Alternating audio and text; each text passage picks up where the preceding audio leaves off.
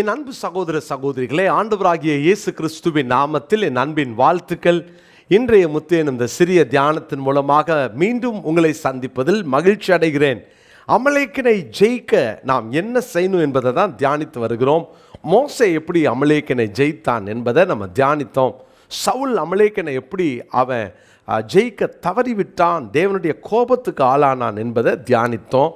தாவீது எப்படி அமலேக்கினை ஜெயித்தான் என்பதை 1 சாமுவேல் 30ஆம் அதிகாரத்திலிருந்து நம்ம தியானிக்கிறோம். எல்லாத்தையும் இழந்து போனாலும் தாவீது திரும்ப எழுந்து அவன் கர்த்தருக்குள் தன்னை திடப்படுத்தி கொண்டான். கர்த்தருக்குள் தன்னை திடப்படுத்தி கொள்வதென்றால் என்ன அர்த்தம் என்பதை கிட்டத்தட்ட 6 காரியங்களை நம்ம தேவனுக்குள்ளாக நம்மளை பலப்படுத்தி கொள்வதற்கு செய்ய வேண்டியதை நாம் தியானித்தோம். நேற்றைய தினத்தை நான் ஞாபகப்படுத்துகிறேன். கர்த்தருக்குள் நம்மளை திடப்படுத்தி கொள்ளணும், பலப்படுத்தி கொள்ளணும்னா அவருடைய கிருபையில் பலப்படணும். அப்போ தான் இந்த அமலேக்கை நம்மளை தாக்க வருகிற அமலேக்கனை நம்மளால் மேற்கொள்ள முடியும். தேவன் அந்த கிருபைகளை தந்தருள்வாராக. பிரியமானவர்களே, தாவீது அடுத்தது என்ன செய்தான் பாருங்களேன். 1 சாமுவேல் 30ஆம் அதிகாரத்தில் 7வது வசனம். 1 சாமுவேல் 30:7. தாவீது அகிமெலேக்கின் குமாரனாகிய அபியத்தார் என்னும் ஆசாரியனை நோக்கி, ஏபோத்தை என்னிடத்தில் கொண்டு வா என்றான். அபியத்தார் ஏபோத்தை தாவீதினிடத்தில் கொண்டு வந்தார்.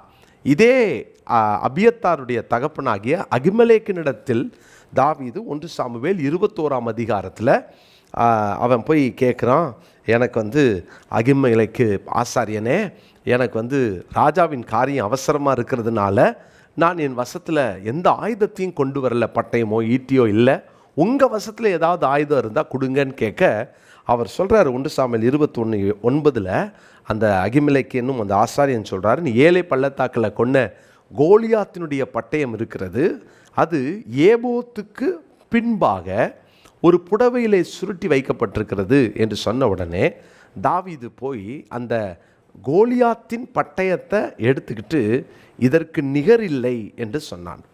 அப்பவும் ஆண்டவர் ஒரு ஆப்ஷன் வைக்கிறாரு. பட்டயமும் இருக்கிறது, அதுக்கு முன்னால் ஏபோத்தும் இருக்குது, நீ எதை சூஸ் பண்ண போகிற? ஆண்டவர் யாருன்னா, is the God of free will. நம்மளை சுயாதீனமாக படைத்தார். சுயாதீனமாக நீங்களும் நானும் எதையும் தேர்ந்தெடுக்க முடியும். ஆனால் எதை தேர்ந்தெடுத்தால் என்ன நடக்கும் என்பதையும் நமக்கு மிக அழகாக வேதத்தில் சொல்லி கொடுக்கிறார். அதனால தான் அவர் நமக்கு என்ன சொல்கிறாரோ அதன்படி செய்தால் தவறானதை சூஸ் பண்ண மாட்டோம். அப்போது இந்த தாவீது ஏபோத்தை தள்ளிவிட்டு 1 சாமுவேல் 21ஆம் அதிகாரத்தில் அந்த பட்டயத்தை எடுத்துக்கொண்டு இதற்கு நிகர் இல்லை என்றான். அவன் நினச்சிட்டான், இந்த பட்டயம் ஒன்று போதும், நான் தப்பிச்சுப்பேன். ஆனால் ஏபோத் அங்கே இருந்தது. ஏபோத் இது ஒரு ஆசாரியனுடைய வஸ்திரம். நீங்கள் யாத்திராகமம் 28ஆம் அதிகாரத்தில் தான் இந்த ஏபோத்தை குறித்து முதலாவது படிக்கிறோம். அது மாத்திரமல்ல, ஒரு ஆசாரியன் தேவனிடத்தில் போய் விசாரிக்கும் போது இந்த ஏபோத்தை தரித்து கொண்டு கர்த்தரிடத்தில் விசாரிப்பார்கள். இந்த ஏபோத் இது தேவன் ஆசாரியர்களுக்கு என்று கொடுத்த ஒரு உடை. இதை அகிமெலேக்கு சொல்லுகிறார், ஏபோத்தும் இருக்கிறது, பின்னால் அந்த பட்டயமும் இருக்கிறது. ஆனால் இந்த பட்டயத்தை எடுத்த நாள்லேருந்து தாவீதுக்கு ஒரு பெரிய ஜெயம் கிடைச்சதா, பெரிய ஆசீர்வாதம் கிடைச்சதானா? இல்லை. ஏன்னா நான் அதை எப்படி பார்க்குறேன்னா, நீ பட்டயத்தை தானே எடுத்த, பட்டயத்தோடவே நீ வாழுன்னு சொல்லிட்டு ஆண்டவரும் வேடிக்கை தான் பார்க்குறார். ஆனால் இந்த இடத்துல பாருங்கள், இந்த அமலேக்கியர்கள் தாவீதை மேற்கொள்வதை போன்ற ஒரு சூழ்நிலை வரும்போது தாவீது சுதாரித்து கொண்டான். எனக்கு இப்போ ஏபோத் வேணும், ஏபோத்தை தரிக்க வேண்டும் என்று சொன்னால் பட்டயத்தை கீழே போட்டு தான் ஆகணும். நீங்கள் ஏபோத்தை தரித்து கொண்டு பட்டயத்தோடு வாழ முடியாது. ஏபோத்தா பட்டயமா? இந்த அமலேக்கியனை மேற்கொள்வதற்கு பட்டயம் வேலைக்காகாது, ஏபோத்தான் தேவை. ஏபோத்தை தரிக்க வேண்டும் என்று இன்றைக்கு ஆண்டவர் நம்மை அழைக்கிறார். எத்தனை நேரம் ஏபோத்தை விட்டுட்டு பட்டயத்தை எடுத்து வச்சுட்டு இருக்கிறோம். உங்கள் வாழ்க்கையில் உங்கள் வர போராட்டத்தில் நீங்கள் எதையோ ஒன்று செஞ்சு சமாளிச்சிடலாம், ஜெயிச்சிடலான்னு நினைக்கிறீங்களா? எத்தனை காலம் நீங்கள் உங்கள் சுய மாம்சத்தில் ஜெயிக்க முயற்சி பண்ணுவீங்க? இன்றைக்கி உங்களுடைய ஏபோத் எங்கே இருக்கிறது? உங்களுடைய பட்டயம் எங்கே? பட்டயத்தை தூக்கி வச்சுட்டு ஏபோத்தை போட்டுட்டீங்களோ? இப்போ அவருடைய மகனாகிய அபியத்தார், ஏன்னா இதுக்கப்புறம் தான் சவுல் கேள்விப்பட்டு 85 ஆசாரியர்களை வெட்டி போட்டான். இப்போ அபியத்தார் ஆசாரியனான பொழுது இந்த தாவீது அபியத்தார்ட்ட போய் கேட்குறாரு, எனக்கு இப்பொழுது ஏபோத் வேணும். ஏன்னா இந்த அமலேக்கனை ஜெயிக்கிறதற்கு எனக்கு பட்டயம் கண்டிப்பாக உதவியாக இருக்காது. நீங்கள் மாம்சத்தோடு இரத்தத்தோடு போராடி பழகிட்டீங்களோ, நான் என்ன செஞ்சிடறேன் பாருங்க, யார் மேலேயோ ஒரு விரோதத்திலையும் பழி வாங்குவதற்கும் நீங்கள் துடிக்கிறீங்களோ, பிரியமானவர்களே, அமலேக்கியர்கள் எந்த ரூபத்தில் வேணால் வருவாங்க. அவங்கள மேற்கொள்வதற்கு உங்கள் பட்டயம் வேலைக்காகாது. மறந்துடாதீங்க. நிறைய பேர் இன்னைக்கு எங்கே பார்த்தாலும் கொலைகள், பழிக்கு பழி வாங்கணும் அப்படின்னு சொல்லி ஓடுற கூட்டம். எத்தனை பேரை இவன் அவனை கொன்னா அதனால் நான் அவனை கொல்லுவேன், இப்படி ஓடிக்கிட்டு இருக்கிற உலகம். ஏன்னா இவங்கெல்லாம் பட்டயத்தெல்லாம் ஜெயிச்சிடலான்னு நினைக்கிறாங்க. ஆனால் இவர்கள் ஒரு நாள் பட்டயத்தில் விழுவார்கள். தாவீதுக்கு தெரியும், இந்த யுத்தம், இந்த போராட்டம் எனக்கு இது சாதாரண மாம்சத்தோடும் இரத்தத்தோடு வந்த போராட்டம் அல்ல. எனவே அதை அப்படியே அந்த பட்டயத்தை போட்டுட்டு ஏபோத்தை தரித்து கொண்டு ஆண்டவர்கிட்ட போய் விசாரிக்கிறான். தாவீது கர்த்தரை நோக்கி, நான் அந்த தண்டை பின்தொடர வேண்டுமா, அதை பிடிப்பேனா என்று கேட்டான். அதற்கு அவர், அதை பின்தொடர், அதை நீ பிடித்து சகலத்தையும் திருப்பிக் கொள்வாய் என்றார். நீ போ, அதை நீ பிடித்துக் கொள்வாய், திருப்பிக் கொள்வாய் என்று ஆண்டவர் அவனுக்கு அழகாய் பதில் சொல்லுகிறார். பிரியமான தேவனுடைய பிள்ளைகளே, இந்த ஏபோத்தினுடைய 3 தன்மைகளை சொல்கிறேன். ஒன்று, தேவனின் ஆலோசனை பெறுவதற்கு ஆயத்தம் என்பதின் அடையாளம்தான் இந்த ஏபோத். நான் தேவனின் ஆலோசனை பெறுவதற்கு போகிறேன், எனக்கு இந்த பட்டயம் வேண்டாம். தேவனின் ஆலோசனை பெறுவதற்கு ஆயத்தமாவதன் அடையாளம்தான் இந்த ஏபோத். இரண்டாவது, தேவனை சார்ந்திருப்பதின் அடையாளம் இந்த ஏபோத். நான் தேவனை சார்ந்திருக்கிறேன், என் பட்டயத்தை அல்ல, தேவனை சார்ந்திருக்கிறேன். இதற்கு அடையாளம்தான் இந்த ஏபோத்.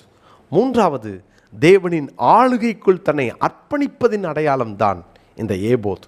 ஆண்டவரே, உங்கள் ஆளுகைக்குள் நான் வரேன், என்னை அர்ப்பணிக்கிறேன், நீங்கள் என்ன சொன்னாலும் கேட்குறேன்னு சொல்வதற்கு தான் இந்த ஏபோத்தை தரிப்பார்கள். 1 சாமுவேல் 2ஆம் அதிகாரம் 18ஆம் வசனத்திலும், சாமுவேல் எனும் பிள்ளை ஆண்டான் சணல் நூல் ஏபோத்தை தரித்தவனாய் கர்த்தருக்கு முன்பாக பணிவிடை செய்தான். தேவனுக்கு தன்னை அர்ப்பணித்தான்.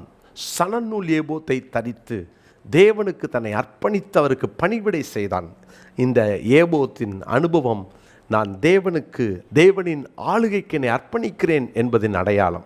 உங்கள் வாழ்க்கையில் ஏபோத் உண்டா? நீங்கள் ஏபோத்தை தரித்திருக்கிறீங்களா? ஏபோத் என்பது அர்ப்பணிப்பின் அடையாளம். ஏபோத் என்பது தேவனை சார்ந்திருப்பதின் அடையாளம். ஏபோத் அவருடைய ஆலோசனை பெற நான் ஆயத்தம் என்பதின் அடையாளம். பிரியமானவர்களே, இன்றைக்கு உங்கள் வாழ்க்கையில் எல்லாவற்றிலும் கர்த்தரை சார்ந்திருந்தா, நாமும் ஒருவேளை அந்த ட்ரெஸ் ஏபோத்தை போடாமல் இருக்கலாம், ஆனால் இருதயத்திலே ஏபோத்தை தரித்தவர்களாக காத்திருப்போம். அமலேக்கனை நிச்சயமாக ஜெயிப்போம். 1 சாமுவேல் 30ஆம் அதிகாரம் 8வது வசனம். 1 சாமுவேல் 30:8. இதை இந்த நாளினுடைய மனப்பாட வசனமாய் குறித்து கொள்ளுங்கள். 1 சாமுவேல் 30:8. கர்த்தர் சொன்னபடியே தாவீது பின்தொடர்ந்தான், அமலேக்கனை மேற்கொண்டான். 18ஆம் வசனம், அமலேக்கியர் பிடித்து கொண்டு போன எல்லாவற்றையும் தன்னுடைய 2 மனைவிகளையும் தாவீது விடுவித்தான். அடுத்த வசனத்தில், தாவீது திருப்பிக் கொண்டான், கர்த்தர் அவனை மறுபடியும் கொடுத்து ஆசீர்வதித்தார். இன்றைக்கு உங்கள் வாழ்க்கையிலும் அமலேக்கனை ஜெயிக்க தேவன் கிருபை தருவாராக. ஏபோத்தை மறந்துடாதீங்க. ஜெபம் பண்ணலாமா? நல்ல தகப்பனே, நாங்கள் எங்களை அர்ப்பணிக்கிறதின் அடையாளமாய், ஆண்டவரே, உம்முடைய ஆளுகைக்குள்ளாக எங்களை கொடுத்து, தேவனே நீர் எங்களோடு பேசும் என்று சொல்வதற்கு அடையாளமாய் எங்கள் வாழ்க்கையில் எங்களை தாழ்த்தி உமது கரங்களிலே தருகிறோம். எங்களை ஆளுகை செய்யும், எங்களை அர்ப்பணிக்கிறோம். ஆண்டவரே, உம்முடைய ஆளுகை எங்கள் மேல் தங்கி இருக்கட்டும். இந்த நாளிலே இந்தவரே பட்டயம் போதும்னு படிப்பையும் வாழ்க்கையும் பதவியையும் பணத்தையும் வச்சுட்டு ஓடுற ஒவ்வொருவரையும் சந்தியும். எங்களுக்கு ஏபோத் வேணும். அந்த ஏபோத் என்ற அந்த அர்ப்பணிப்பின் அடையாளம், ஆண்டவரே, தேவனுடைய சத்தத்தை கேட்பதற்கு ஆயத்தம் என்பதின் அடையாளமாய் எங்களை அர்ப்பணிக்கிறோம். தொடர்ந்து உம்முடைய பிள்ளைகளோடு பேசும். உம்முடைய வார்த்தை இந்த நாள் முழுவதும் எங்கள் வாழ்க்கையை மறுரூபப்படுத்தி கொண்டே இருக்கட்டும். இயேசுவின் நாமத்தில் ஜெபிக்கிறோம் பிதாவே, ஆமென். அன்பு சகோதர சகோதரிகளே, ஆண்டவராகிய இயேசு கிறிஸ்துவின் நாமத்தில் என் அன்பின் வாழ்த்துக்கள்.